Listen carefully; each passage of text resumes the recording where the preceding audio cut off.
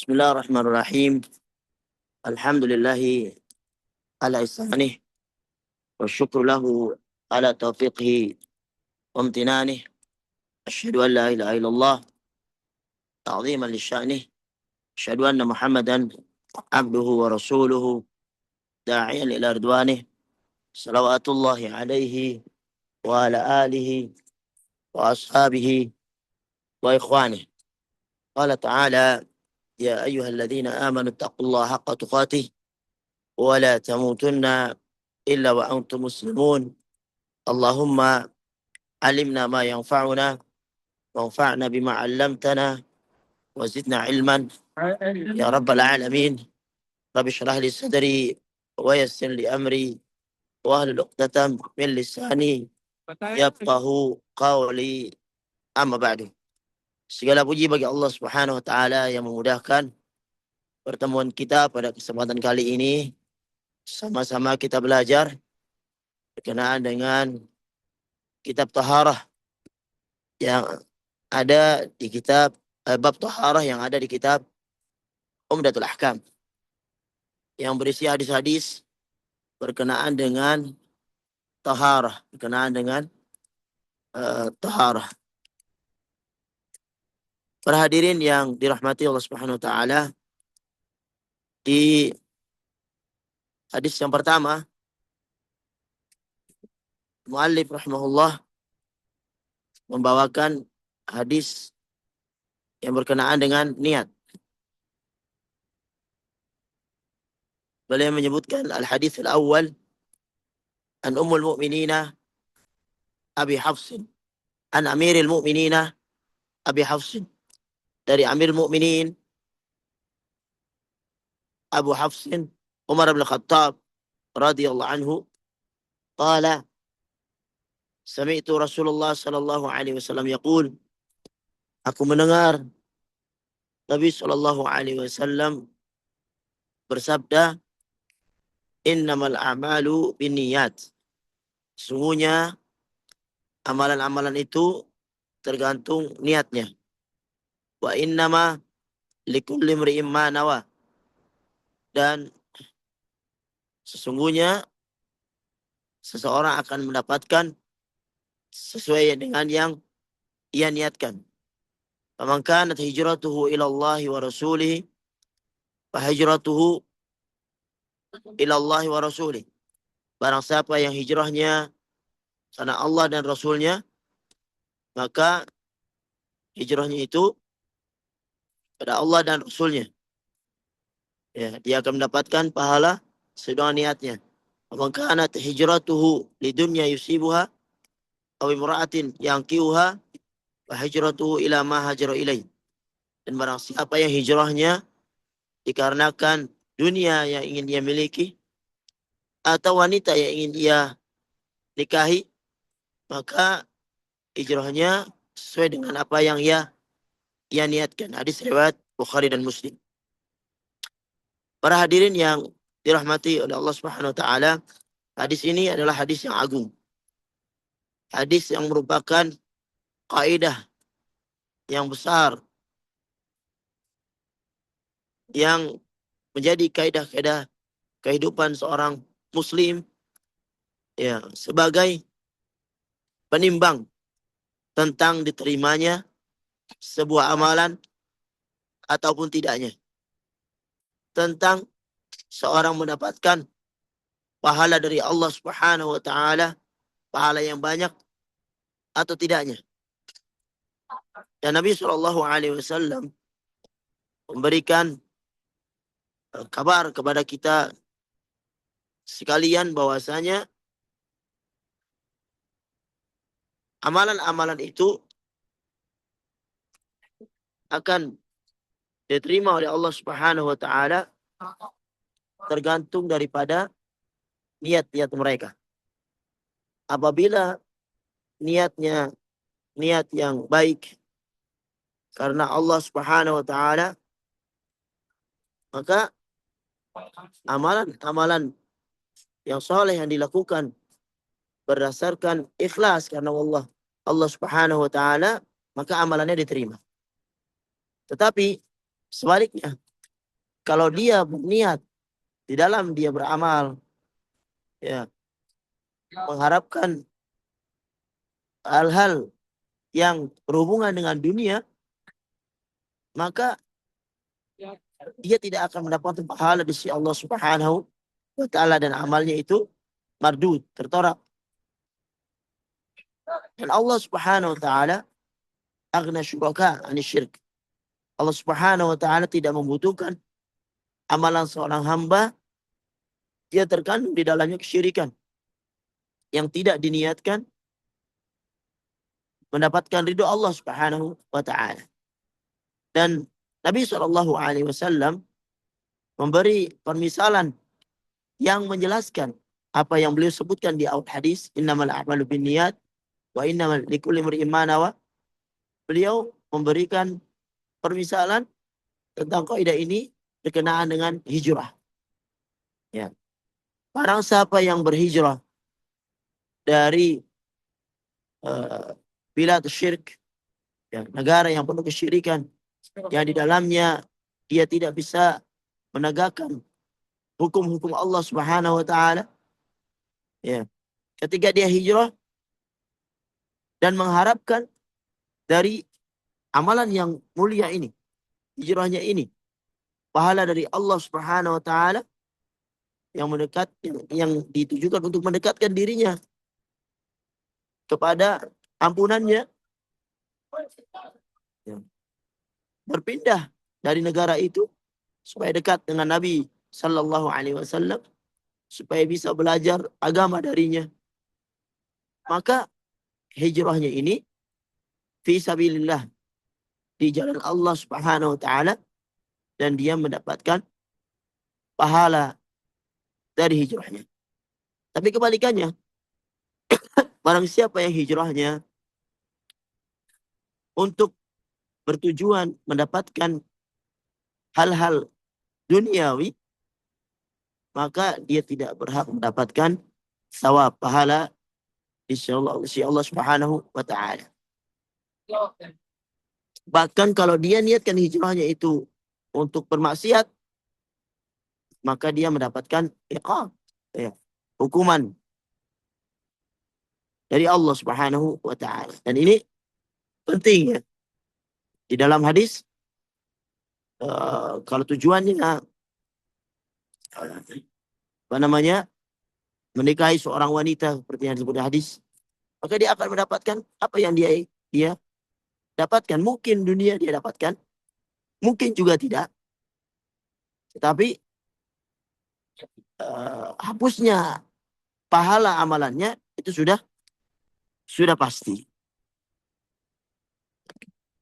Di antara fungsi daripada niat, yaitu dia membedakan antara ibadah dengan adah.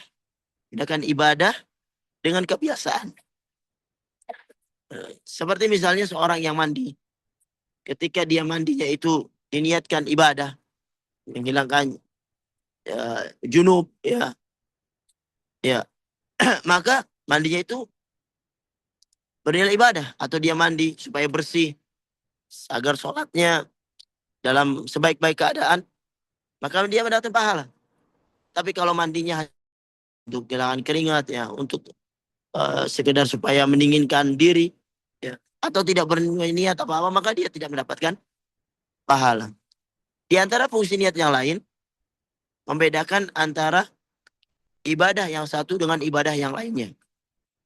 Semisal seorang melakukan sholat misalnya 2 rakaat sebelum subuh, ketika dia masuk ke masjid, maka bisa jadi sholat 2 rakaat ini tergantung niatnya.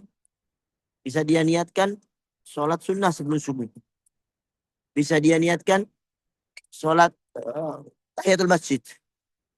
Atau dia niatkan sholat sunnah wudhu. Atau sholat subuh misalnya. Nah, ini yang membedakan di mana? Karena apa yang ia lakukan, gerakannya semuanya sama. Yang membedakan adalah niatnya tadi. Para hadirin yang dirahmati Allah Subhanahu wa taala,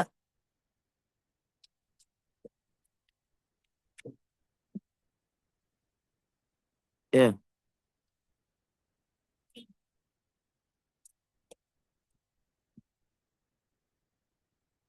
Ya, berkenaan dengan niat ini,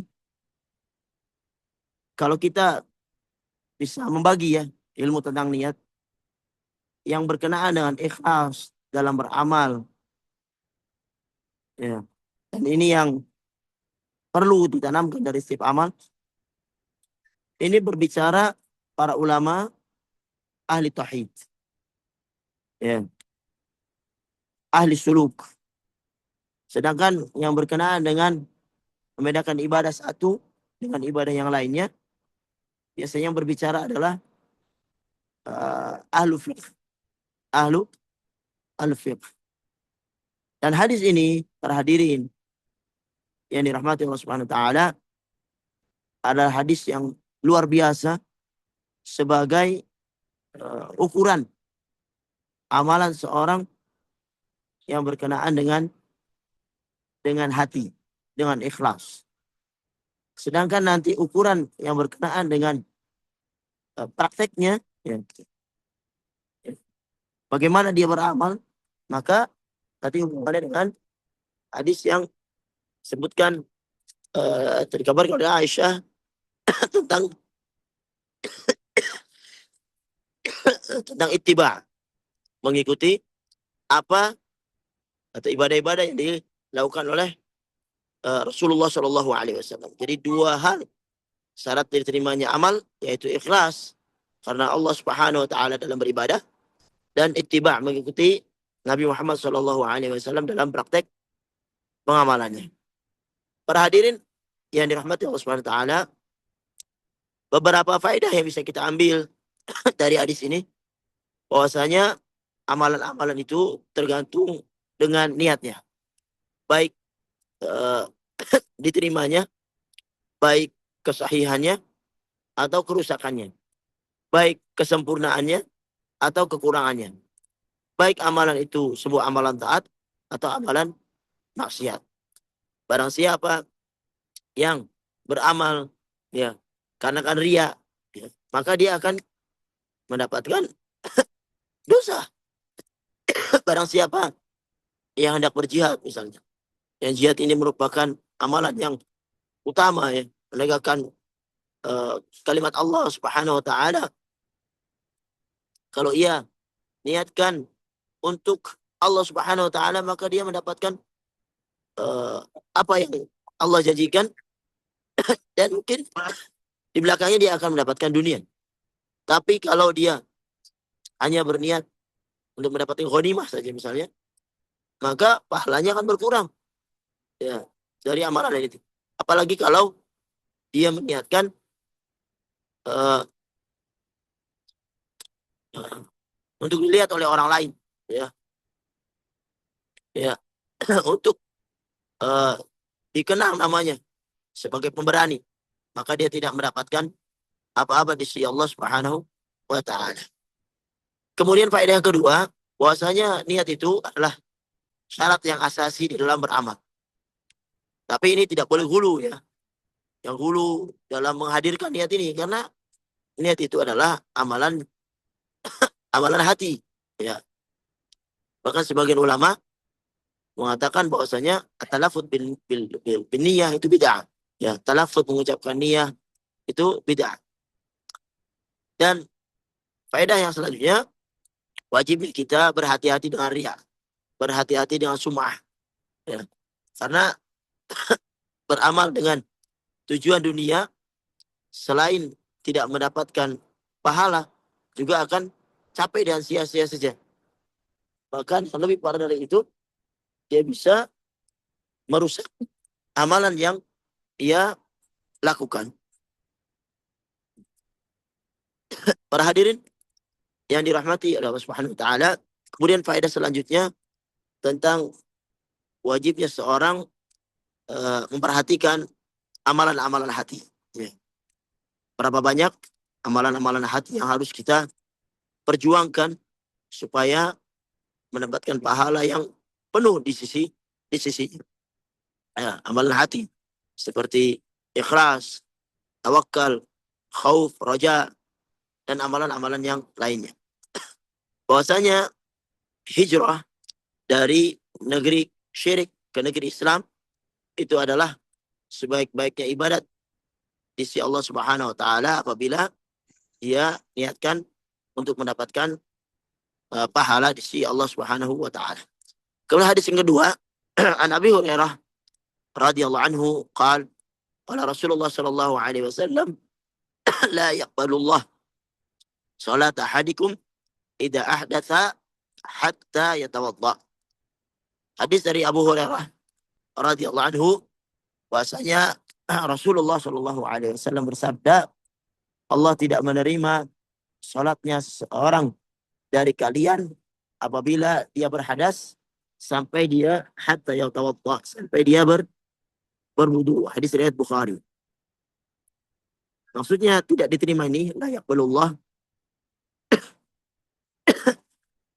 ya. Maksudnya tidak diterima, maksudnya tidak sah, ya, salatnya. Hadas, yaitu hadas maksudnya adalah apa yang keluar dari dua lubang, baik kubul maupun dubur, yang bisa merusak dari wudu seorang. Hadis ini menjelaskan kepada kita tentang syariat kita yang sangat agung.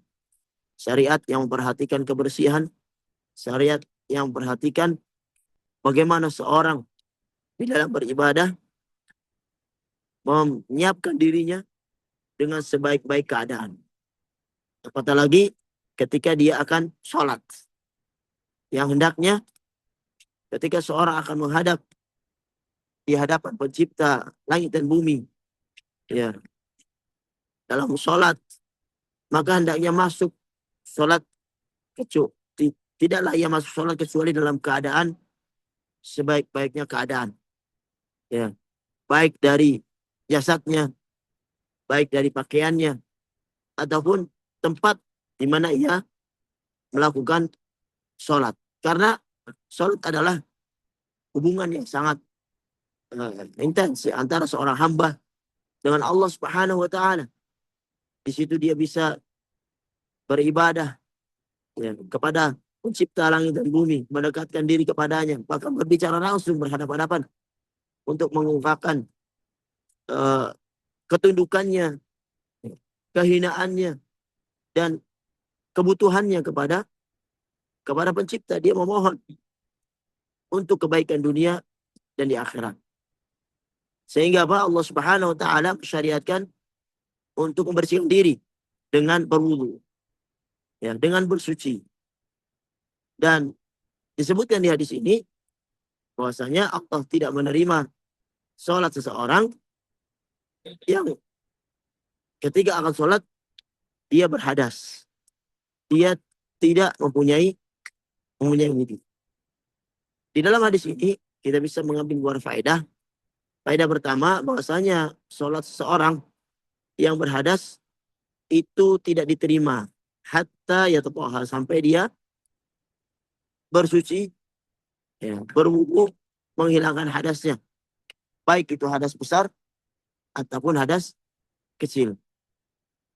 Bahasanya hadas ini merupakan sesuatu yang membuat wudhu seorang itu batal. Ketika wudhu seorang batal, ya, karena berhadas, maka secara tidak langsung sholatnya juga batal. Karena wudhu adalah syarat daripada sholat. Dan maksud di sini, maksud adamul qabul, tidak diterima, maksudnya adalah tidak sah sholatnya.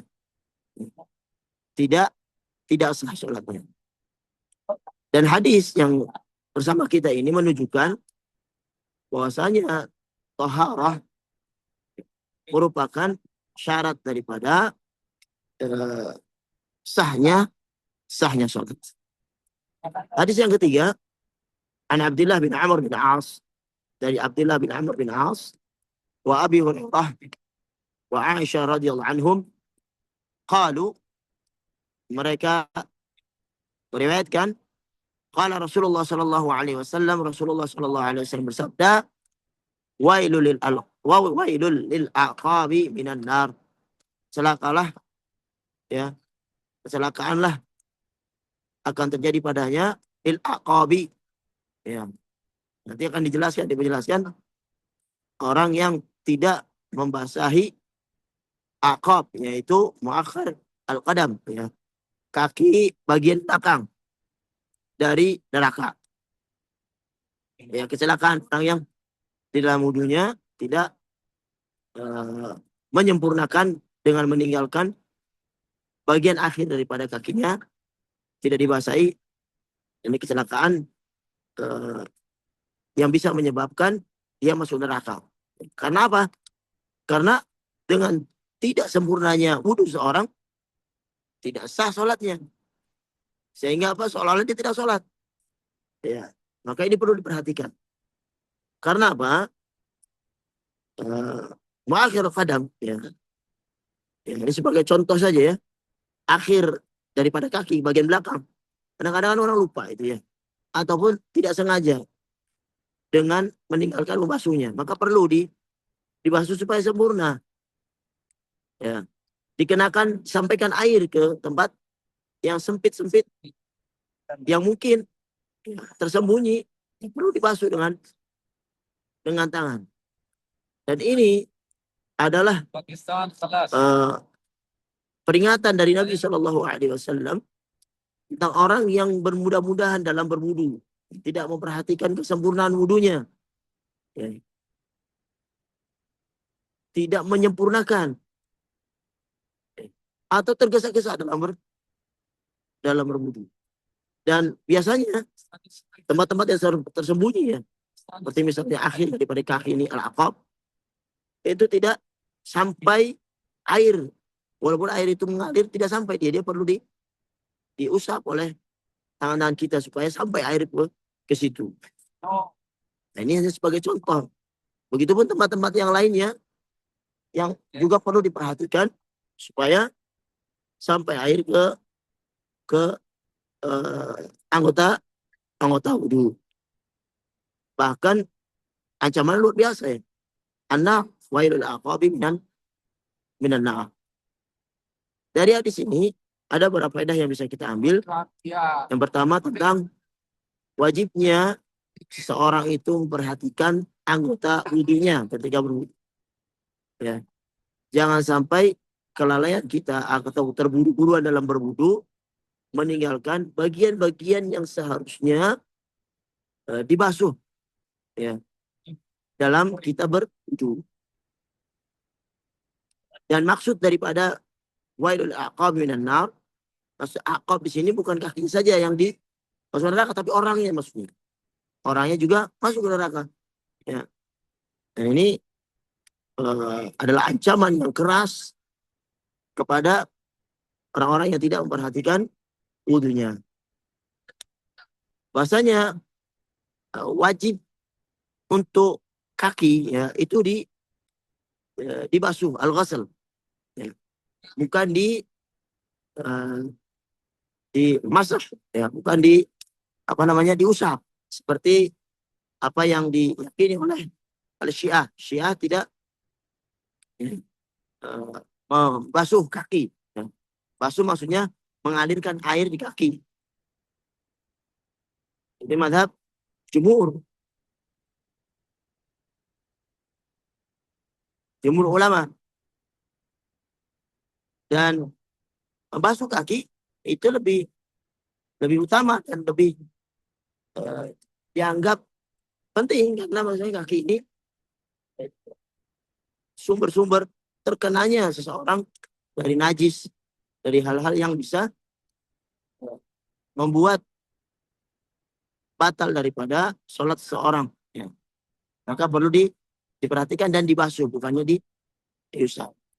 Para hadirin yang dirahmati Allah Subhanahu wa taala, inilah 3 hadis, ya, sebagai pendahuluan untuk bahasan kita pada kesempatan kali ini. Insyaallah pekan yang akan datang kita akan bahas lebih lagi berkenaan dengan hadis-hadis tentang taharah yang ada di kitab Riyadhus Shalihin. Barakallahu fikum, mudah-mudahan bermanfaat. Kalau ada yang benarnya datang dari Allah Subhanahu wa taala. Apabila ada salahnya datangnya dari kami. Hadza wa sallallahu ala Muhammad wa ala alihi washabihi ajma'in.